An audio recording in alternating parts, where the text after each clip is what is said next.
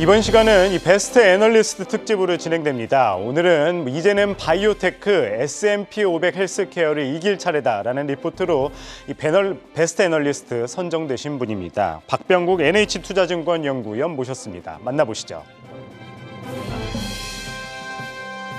네, 어서 오세요. 안녕하세요. 네.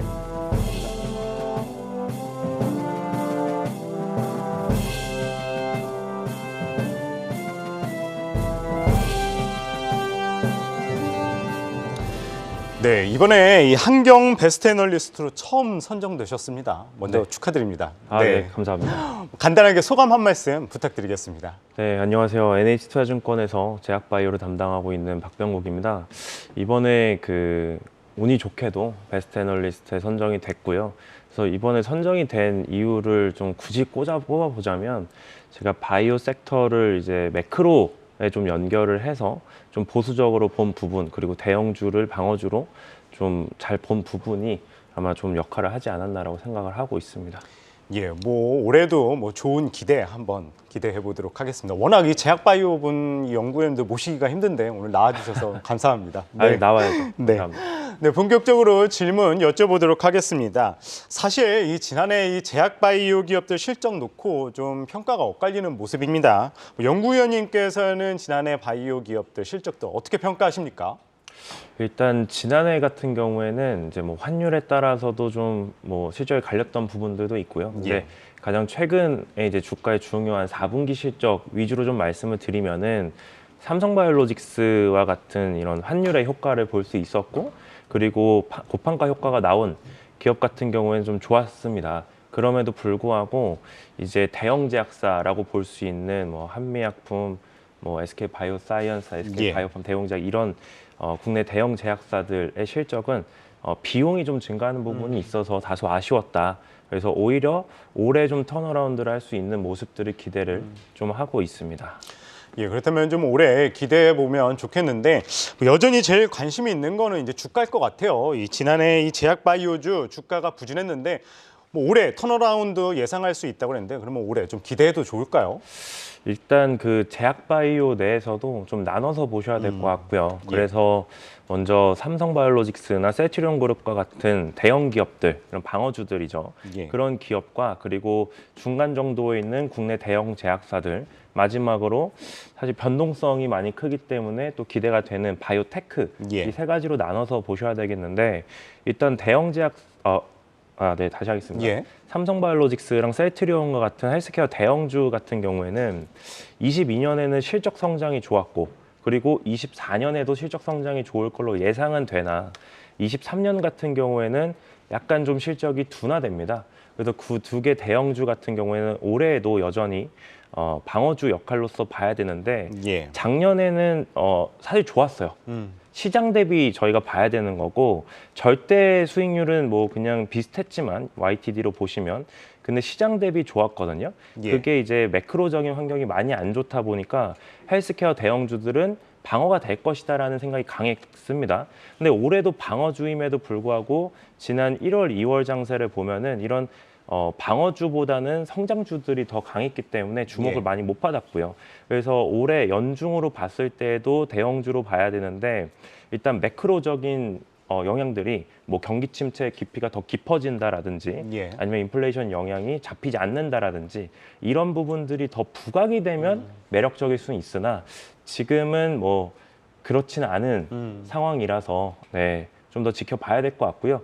그리고 국내 대형 제약사들은 분위기 비슷할 것 같습니다. 예. 삼바세트랑 비슷할 것 같고, 마지막으로 바이오테크 같은 경우에는 이게 성장주랑 엮여서 가는 거고, 작년 11월에 10년물 국채 금리가 피크아웃을 했기 때문에 성장주들이 전반적으로 좋았었는데, 바이오테크는 그 대열에 많이 끼지는 못한 것 같아요. 그 예. 이유가 챗 GPT라든지 로봇, 그 외 STO라든지 다른 성장주들에 좀 밀린 경향이 있는데, 예. 매크로적인 성향으로는 지금 좀 바닥에 근접했다라고 보고 있고, 결국 제약바이오 산업적으로 좋은 뉴스가 나오면 충분히 좋은 모습 이어나갈 수 있다라고 보고 있습니다.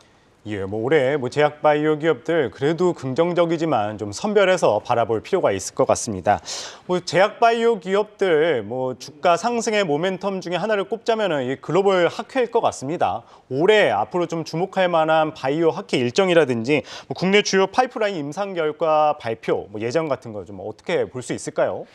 일단은 뭐 학회에서 가장 중요하게 봤던 부분이 항암제였는데요. 예. 근데 2022년 같은 경우에는 항암제가 많이 약했죠. 그 이유가 이 모달리티의 변화가 생기고 있습니다. 기존의 저분자 약품이라든지 항체의 약품 앞으로 좋은 약들 많이 생길 거고 블록버스터들 새롭게 많이 생길 거지만 예. 그 전체적으로 보면 성장이 매우 크진 않거든요. 그래서 이 모달리티가 결국 유전자 세포 치료제나 이런 동종 시장 확대로 가야 되는 건데 22년은 그게 좀 약했고요. 그럼에도 불구하고 2023년에는 말씀 주셨던 뭐 아스코라든지 에스모라든지 이런 종양학회 뭐 각각 5월, 9월에 예정이 되어 있고요. 그 시점에서 말씀드렸던 유전자 세포 치료제나 이런 데서 좋은 데이터가 나오면 산업에서 좋은 뉴스가 나왔기 때문에 바이오테크가 전반적으로 좋은 모습이 있을 수도 있고 그리고 ADC 같은 경우에도 항암제에서 많이 주목을 해보셔야 될 것 같습니다. 그리고 국내 기업 중에서 그 파이프라인이 좀 기대가 되는 건 여전히 유한양행 오스코텍의 레이저 티닙이고요.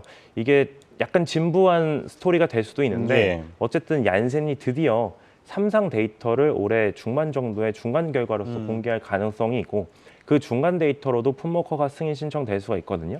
그래서 그 부분이 일단은 가장 크게 보고 있고 두 번째로는 한미약품이 MSD의 기술 이전을 한 듀얼 아고니스트라는 그 내시 치료제가 있어요. 그것도 2회 이상 데이터가 아마 상반기에 나올 것 같고요. 그래서 그 두 개가 가장 큰 모멘텀이지 않나라고 현재는 보고 있습니다.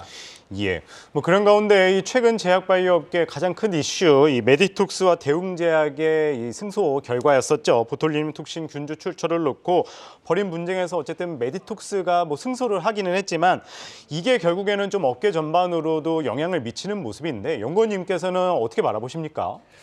네, 일단은 그 먼저 판결문이 공개가 되지 않았기 때문에 제가 여기서 공식적으로 이렇게 된다라고 확정지어서 말씀드릴 수 있는 건 없을 것 같습니다. 근데 그럼에도 불구하고 뭐 회사에서 공시한 내용이라든지 언론에 이제 판결문 관련돼서 공개된 것들을 보면은 어쨌든 불확실성은 여전히 남아 있고 앞으로 좀 어떻게 될지 모른다라고 생각을 하고 있어요. 특히 이제 대웅제약 같은 경우에는 에볼루스 향으로 나가고 있는 제품들이 한 70% 정도의 매출을 차지합니다. 나보타 내에서. 근데 그런 것들은 메디톡스랑 에볼루스가 합의한 게 이번 민사 1심에서 어떻게 결정력이 영향을 미칠 수 있는지가 중요할 것 같고요. 아직은 불확실성이 남아 있지만 합의안으로 계속 가지 않을까라고 하는 게 컨센서스인 것 같습니다. 근데 에볼루스 향이 아닌 비에볼루스 지역에 대해서는 사실 이번 민사 1심의 영향이 좀 더 직접적으로 있다라고 보고 있기 때문에 일단 주가 빠진 정도는 충분히 그렇게 반영이 돼야 되는 게 맞다라고 보고 있고요. 그래서 이제 메디톡스에 대해서도 많이 물어보시는데 당연히 분위기는 더 좋아졌고 주가도 많이 올랐습니다. 근데 여기서 이제 실제로 메디톡스가 국내 시장이라든지 미국 시장이라든지 이런 데서 제품을 얼마나 더 팔 수 있을 것이냐에 대한 생각을 해보시고 결정을 하시는 게 맞고요. 근데 뭐 당연히 그런 흐름으로 간다면 업사이드는 지금 뭐 주가에서도 있는 상황인 거죠. 네. 예, 뭐 여전히 불확실성이 남아 있지만은 한번 지켜봐야 할 이슈인 것 같습니다. 그렇다면 연구원님께서 보시는 올해 유망하게 보고 있으신 제약 바이오죠. 뭐 앞서서 이 좀 파이프라인 기대되는 게 오스코텍이나 한미약품을 말씀하시긴 했는데 여전히 뭐 유망하게 보시나요? 네, 일단 말씀하신 것처럼 한미약품과 오스코텍 뭐 당연히 유망하다라고 보고 있는데 지금 좀 더 베타가 큰 건 오스코텍일 수 있다라고는 보고 있습니다. 그래서 시장에서 뭐 워낙 매크로적인 것 때문에 분위기가 바이오텍 좋지 않아서 밸류가 많이 쪼그라들어 있는 점을 저희가 냉정하게 봤을 때 이게 좀 저평가의 기회다라는 생각도 해보셔야 될 것 같아요. 그래서 일단 올해 중반 정도의 레이저 티닙 그 글로벌 데이터 또 나올 수가 있고 그리고 아마 2월 말에 SYK 저해제라고요. 그 면역 혈소판 감소증에 임상하고 있는 부분들이 있는데 그것도 이상 데이터가 이제 공개될 예정입니다. 그래서 데이터가 어떻게 나올지는 모르겠지만 좋은 데이터가 공개될 경우에는 좋은 분위기를 줄 수 있을 것 같고 그리고 레고캠바이오 같은 경우에도 지금 암젠에 좋은 딜을 했죠. 근데 주목을 좀 많이 못 받고 있는 부분이 뭐 이런 예. 전반적인 상황 때문이다라고 보고 있기 때문에 그 부분만 본다라고 하면 저는 오히려 이제 저평가의 기회다라고 생각하고 있는 기업입니다. 예, 뭐 오늘도 그렇고 최근에 보면은 이 정부가 이 바이오 헬스 분야를 어쨌든 이 제2의 반도체만큼 키우겠다 뭐 이런 의지를 보이고 있는데 결국엔 이러한 것들이 그래도 제약 바이오 산업 전반적으로 영향이 긍정적으로 미치겠죠? 네, 그건 당연한 말씀이시고요. 이게 결국 이 상장사를 보기 위해선 비상장사의 유동성도 좀 보셔야 되는데 기존에 이제 정부에서 줬던 뭐 모태펀드라든지 예. 이런 부분들이 비상장과 상장사를 이끌어가는데 큰 역할을 했어요, 바이오 쪽에서. 예. 근데 그게 2020년, 2021년에는 1조 원 정도 됐는데요. 그게 2020년, 21년 예. 1조 원 정도 됐는데 22년에 5천억 원으로 줄어들었고요. 예. 올해는 3천억 원으로 또 줄어들 것 같습니다. 그래서 결국 방금 말씀하셨던 이슈가 유동성 공급에 좋은 모습들을 보여준다라고 하면 당연히 좋은 역할을 하지 않을까라고 보고 있습니다.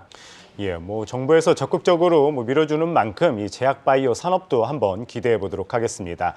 오늘은 이 제약 바이오 베스트 애널리스트에 선정되신 박병국 NH투자증권 연구위원 말씀 들어봤습니다. 고맙습니다. 네, 감사합니다.